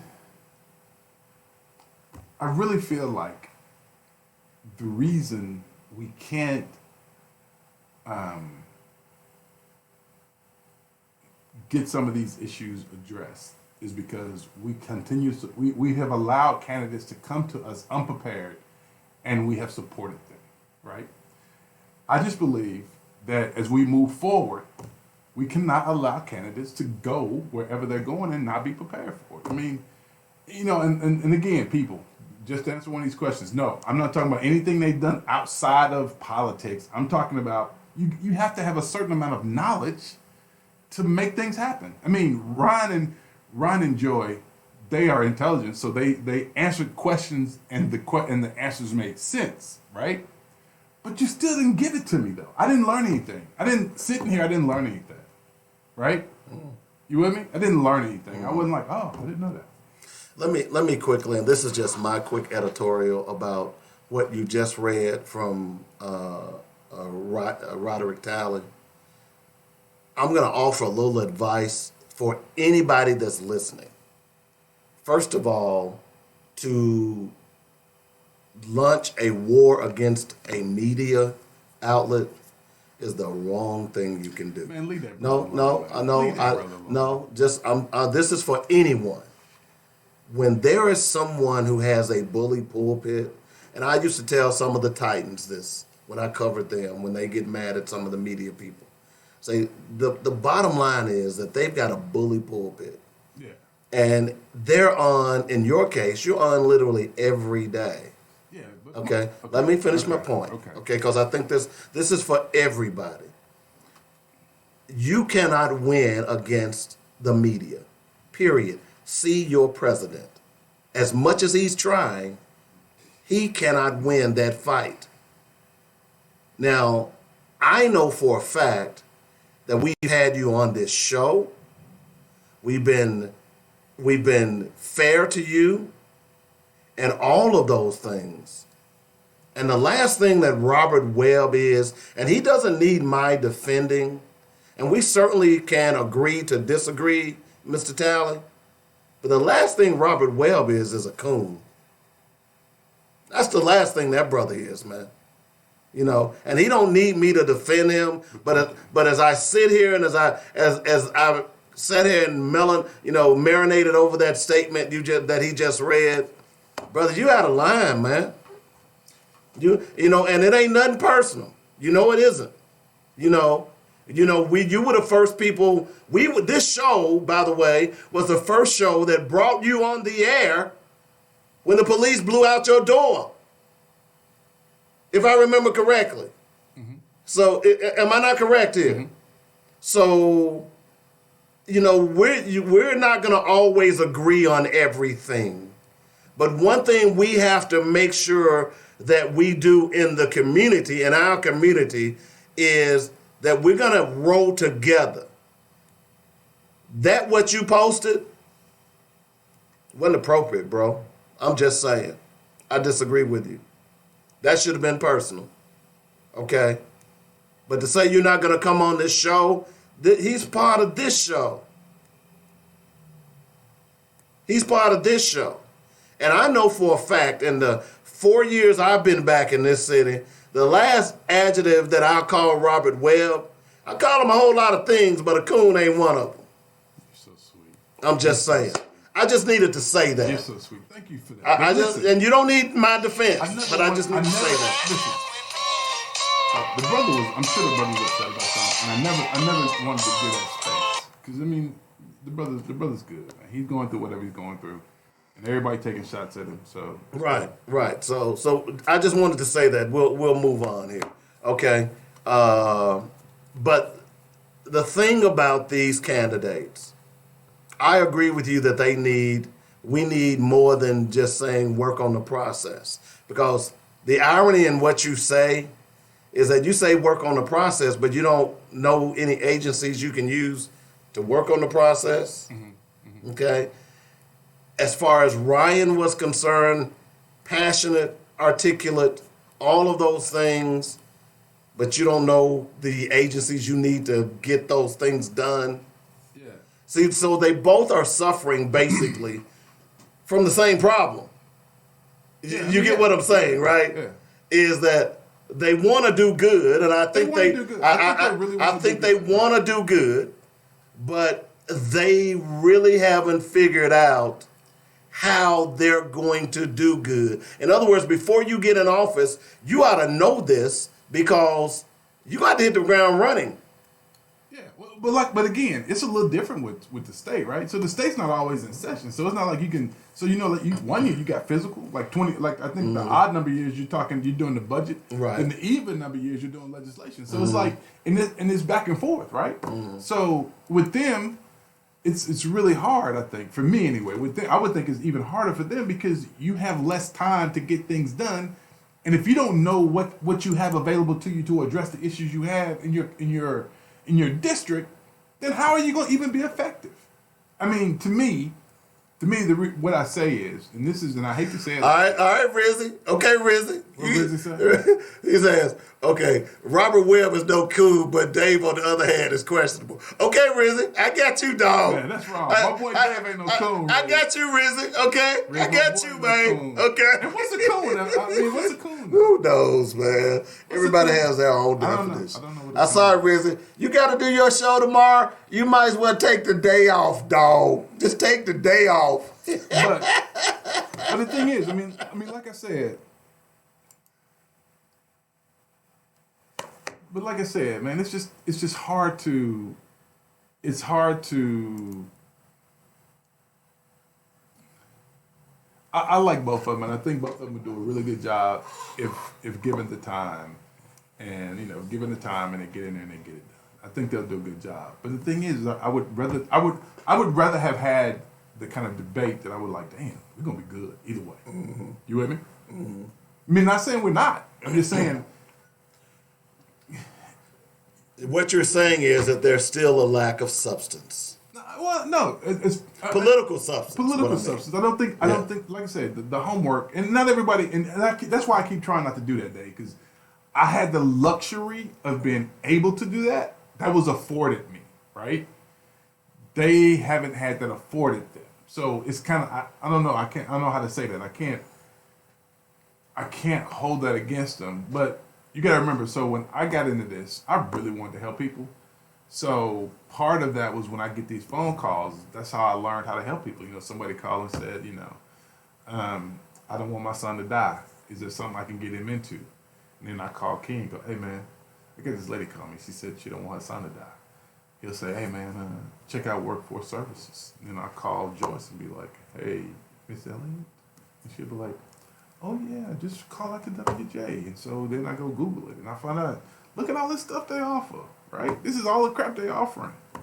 And so, I mean, it's just things like that. I mean, I can't say that myself, people helped me gain the knowledge because they kept calling me, asking me to help them do stuff. So that's how I gained the knowledge. I didn't just get the knowledge because I was just sitting down there one day and stuff just happened.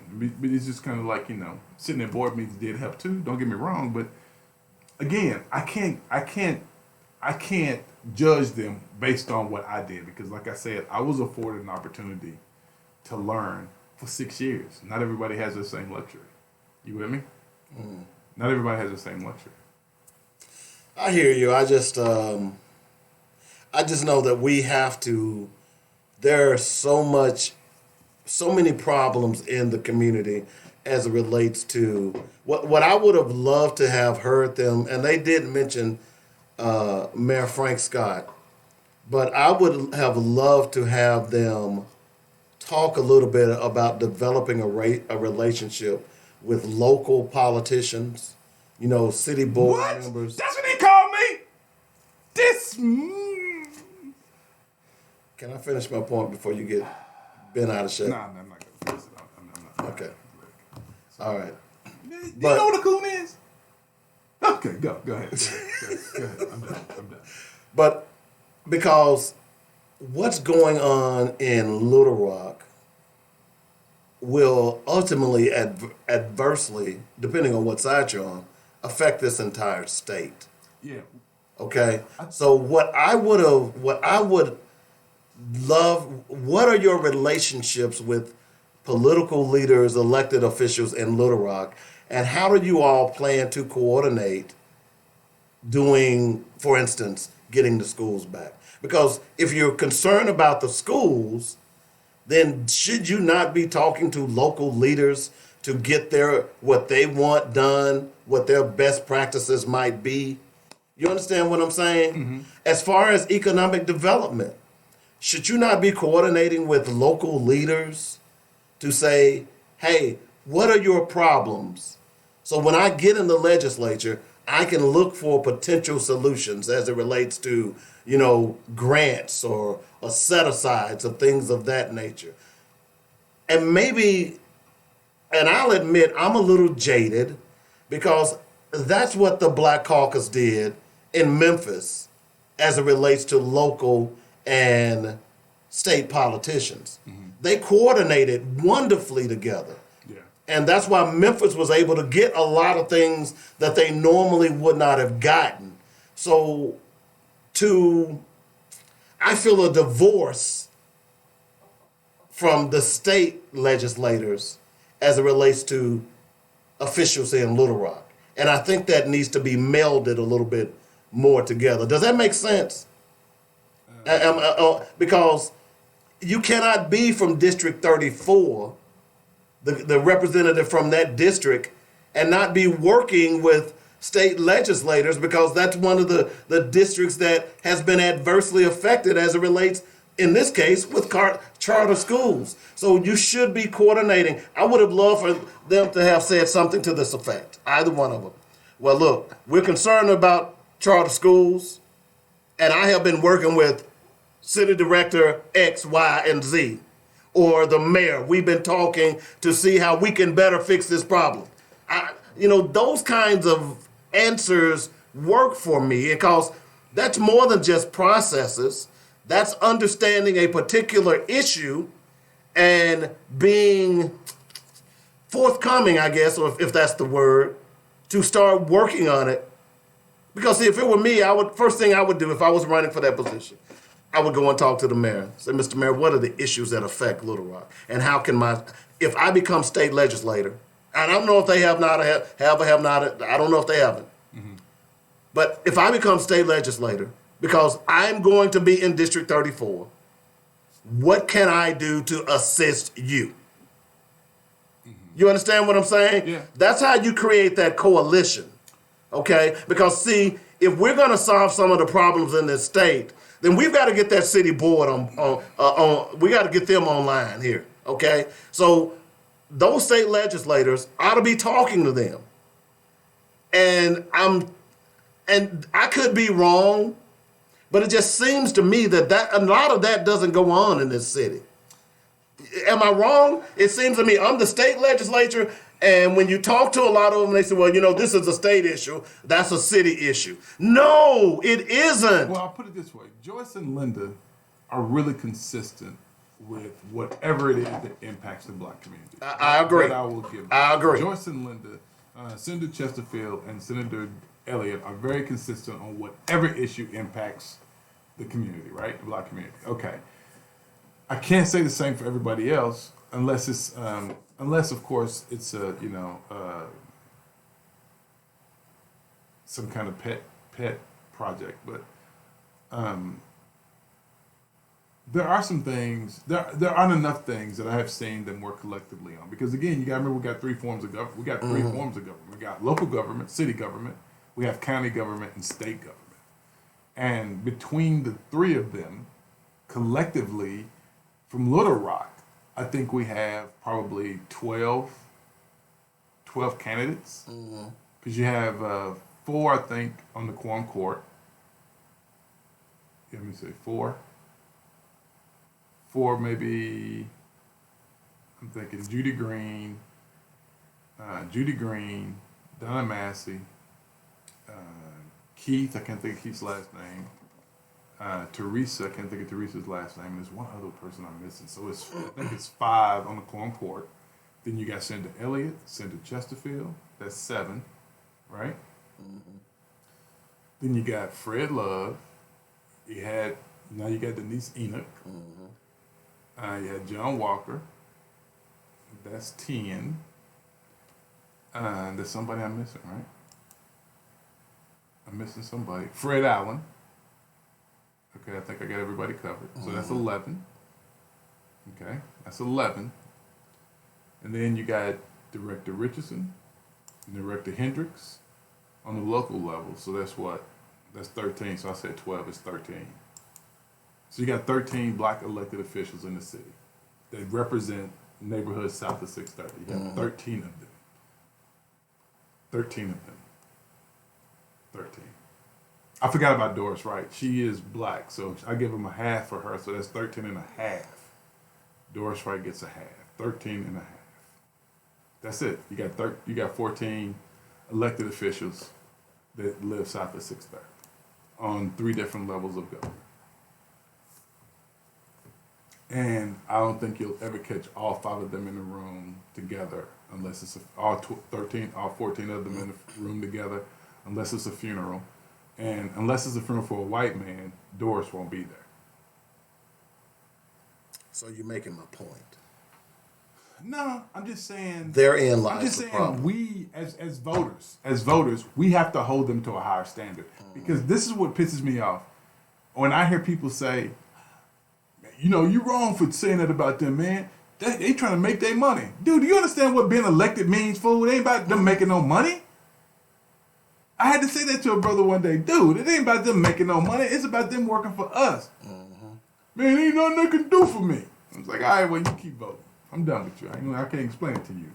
The thing is that we have allowed them, we have given people running for office the impression that seat belongs to them. And that's not the case at all. Whoever runs for any damn seat, that seat belongs to us. We're going to allow you to fill it, but because we're allowing you to fill it, there's some things we need you to do. Right? Now, in large part, we get right back to where we start when we start having these conversations about candidates. We don't buy our elected officials. We don't buy them. So if we don't buy them, we can't criticize them when they don't do nothing for us and they ain't prepared, because guess what? We ain't putting no money in their pockets. We ain't funding their campaign. So when they get up there and they vote against us, can't say nothing because we didn't fund them no way. I agree. It's an interesting dichotomy. And the more I learn about Little Rock and Little Rock politics, the more I realize that why we're in this particular situation. Because the comment you just made, whereas all 14 of those people, you rarely see them in the same room. I mean, that's your political black caucus, whether it's legislative or whether it's city or whether it's county. Yeah. If you are a Democrat, not only should you be having meetings with your Democratic Party, you should be having meetings with your Black Democratic Party. You should have your own agenda. You should be moving towards, okay, all right, folks, we're all Democrats, but we have specific agendas that we have to put forward. I remember when I first got into politics, I always said that I never wanted to give people passes on crap, right? Because I feel like somebody's got to say the thing that needs to be said. Because if you don't, then it just kills everything, right? Because then it gives people the opportunity to do craziness. But if you look at the issues that impact the black community, I don't even know how you have 14 candidates that don't have a monthly meeting to discuss resources and how they're gonna what they're going to do to move those resources to improve their communities. Because again, I go back and I say this again, it ain't one, with the exception of, I think of, and I'm not sure, with the exception of the judges,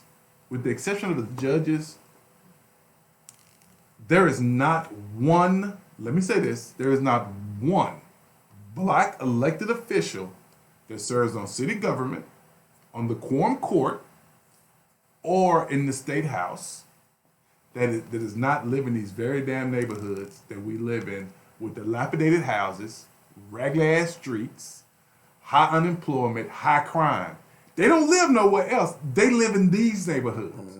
So what I don't understand is how do you have that and you don't have a monthly meeting about how we're going to address the issues of our community. I would like to see that happen. Well, that's an indictment on the leadership of this city and the state. I don't know. It is. I don't know. You can't look. You can't color it any other way. I don't know. Because if I can't say those that. 14 people that live south of 630 that you named, all I need to say is that those 14 people who represent us live south of 630.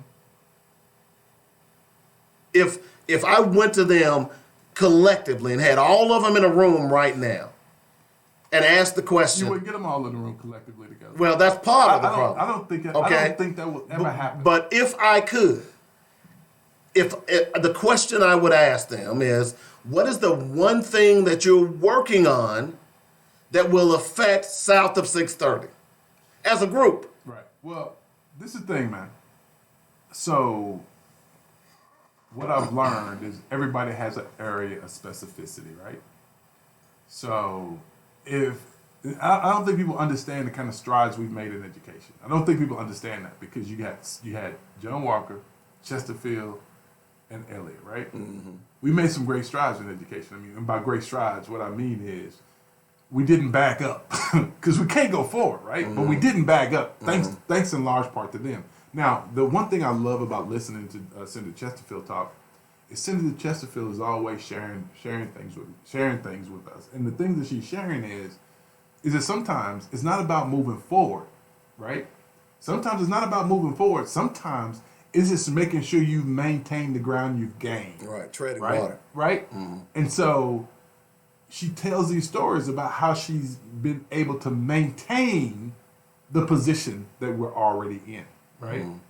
So what scares me is that when she leaves and when Senator Elliott gets elected to Congress, we screwed. Excellent point. Because who's gonna maintain? Because who knows the system well enough to maintain it now? To maintain the game. Or who are their understudies? Are we gonna count on Ron or Joy to do that? Are we gonna count on Denise Enoch to do that? Are we gonna count on Fred Love to do that? Are we gonna count on Fred Allen to do that? Who are we going to depend on to help us hold the ground we've gained? So you make an interesting point because, and this is not to cast any aspersions on any of those other elected officials, but when I hear elected officials doing stuff, I hear two names. Well, I heard three names. Who's that? Walker, Chesterfield, and Elliott. And Elliott, yeah. So you make an interesting point. Now, those others could be doing stuff. Yeah. But when I hear those hot button issues, those issues that really affect us as people, Walker, Elliott, and Chesterfield. That's what I hear. So what that suggests to me is we got a leadership problem in this city, man, in this state. I don't think so. This is how I've always felt about this. We, the people, we are the leaders. I agree. And what we do is that we identify the person we're going to put out front to let be our face. We are the leaders, right? But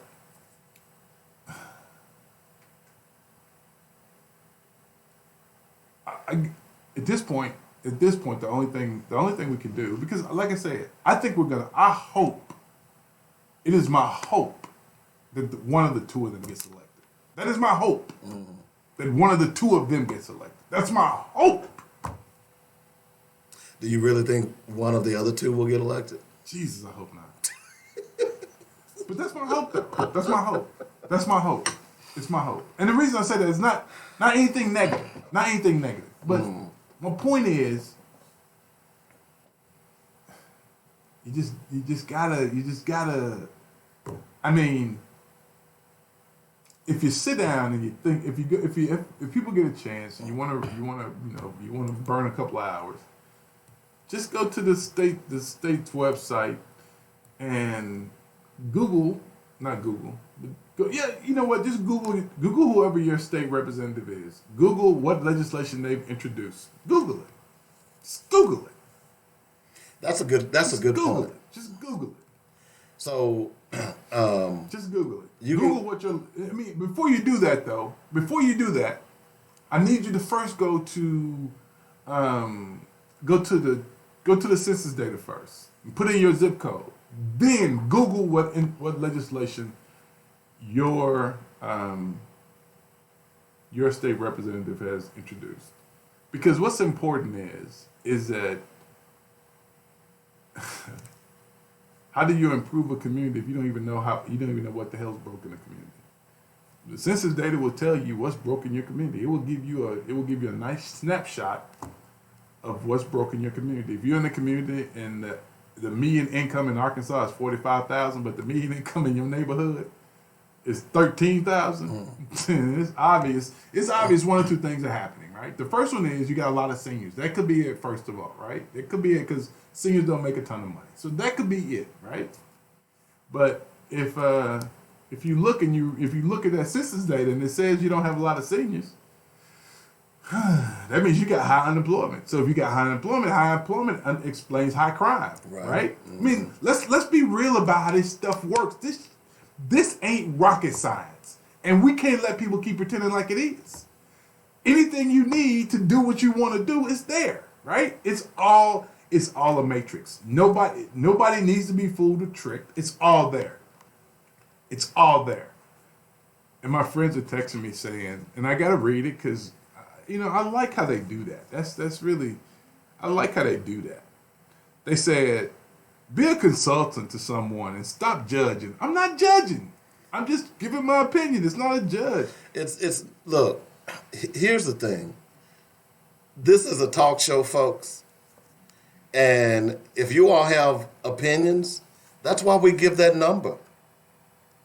They don't want to call in. Nobody's. They don't want to feel your wrath. They already seen you go in on Roderick Tyler. He ain't even listen. They just get Roderick's listened. I didn't go in on him. I just simply said the last thing that you can call a Robert Webb is a coon. Yeah, so hey, the brother going through whatever he going through. I know it ain't got nothing to do with me. It ain't personal. And I just happen to be the brother. He took it out on. Right. I ain't tripping. Right. It ain't personal. No. I just simply saying that because I think this show, when we put this show together, it's for the black community. It's all about the black community. And we were the first to go out and reach out to him and say, hey, look, come on the show, tell your story. So now this scorched earth policy that you seem to have, when things don't go your way, that don't work with me. I'm trying to think of. I don't have nothing personal against him. Yeah, and let me finish because I'm sitting here reading the comments from some of his friends. Yeah.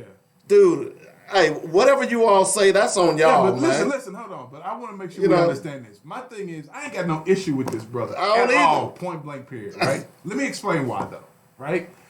I done so much stuff in my past. I don't even want nobody ever coming up to me talking about my past, right? I ain't perfect. Right. But I'm not finna go in on this dude about his past. Right. Hell, who am I? Right. You with me? Right. Now, you want me as being a candidate? Oh yeah, I'll go at you on that. Right. But I don't care about what you did in the past. And that's the point, is that if you're going to be a candidate and you can't take the heat by a debate on the issues, right, then you don't need to be a candidate. And that's anybody. Yeah, because I'm not going to ever talk about your personal life because that doesn't impact me. People always say, well, yes, it does. Right. BS. Read the damn Bible. If you read the Bible, you're supposed to be a Christian. Wasn't one perfect man in the Bible except for Jesus. That was the only one. The rest of them was flawed. Every man he used was flawed. So y'all get out of my damn face with that craziness.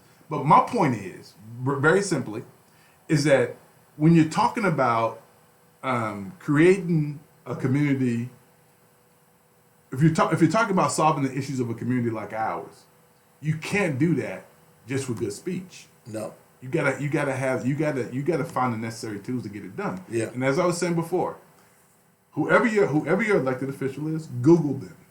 And I'm not trying to do it for a negative reason. My point is, you have a zip code, and in your zip code, the census data will tell you what your issues are in your zip code.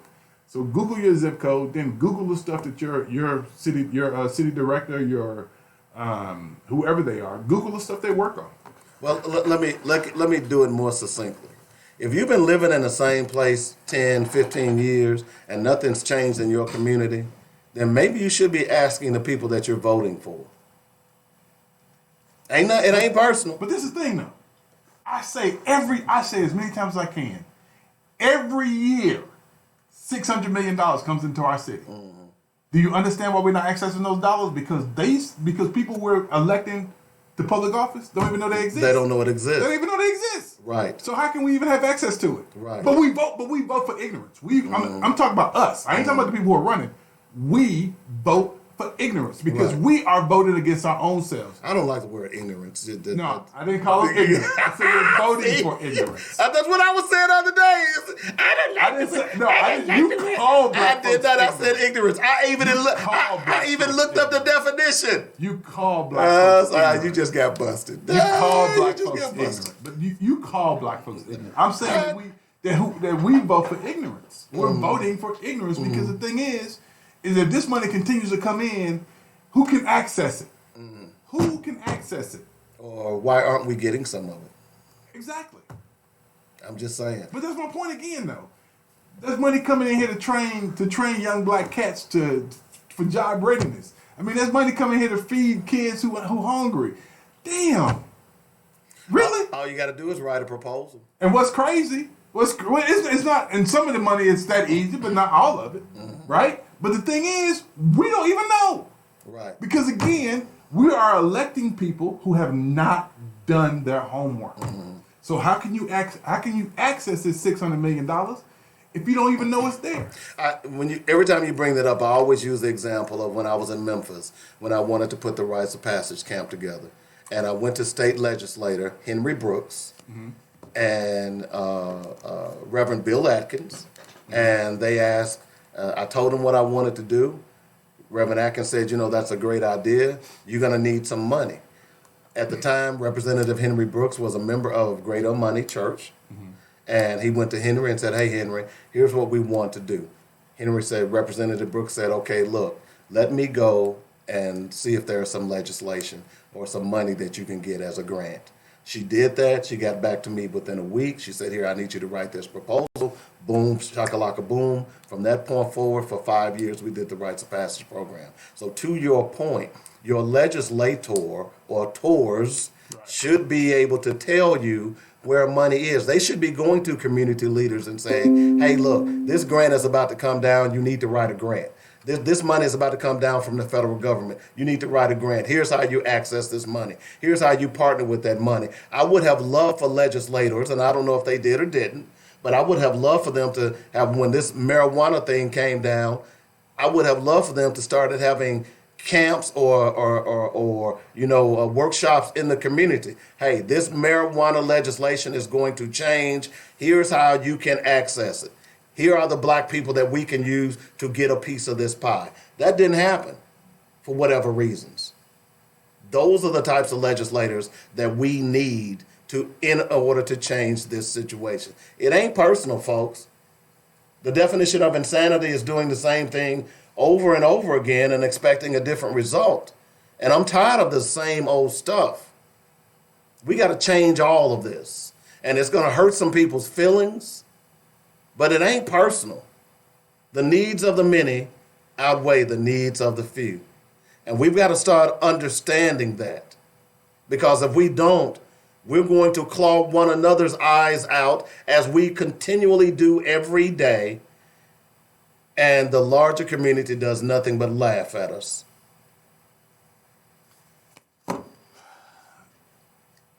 Well, everybody laughs at us because it's all about who you're comfortable with. It's all about who you're comfortable with. It's all about what you're comfortable with. So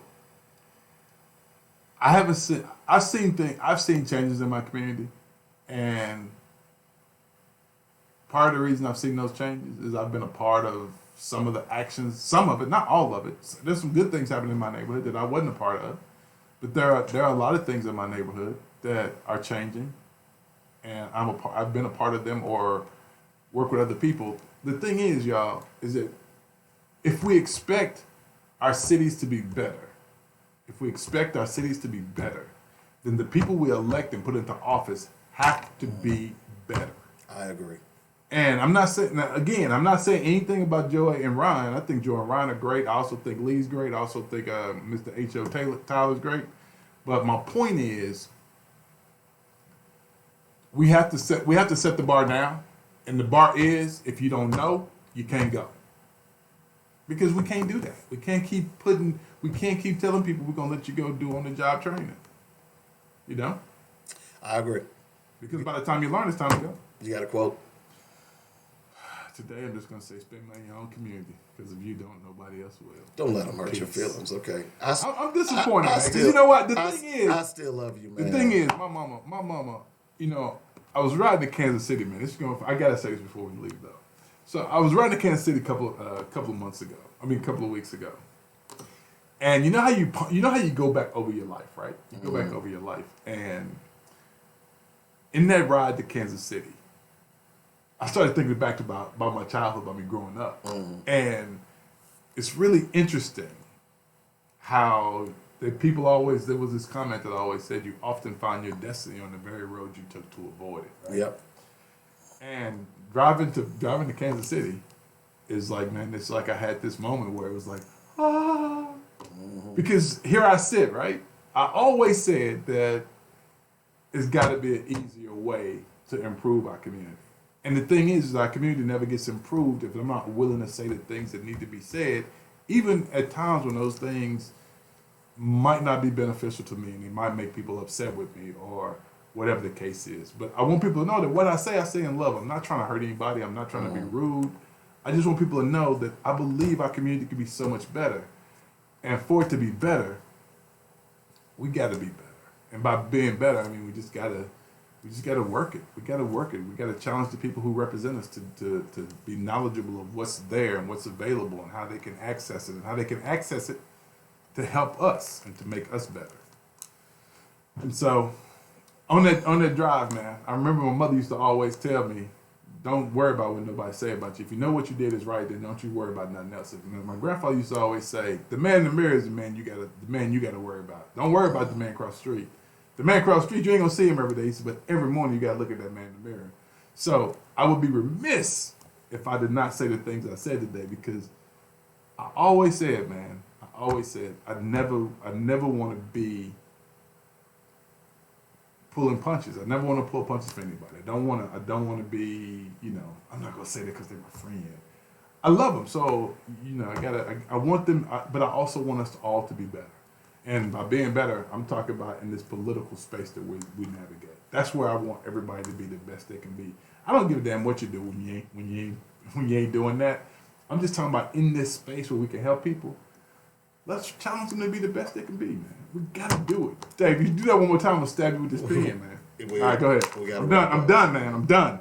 My quote is, the greatest lesson I've learned in life is that I still have a lot to learn. Y'all have a great day.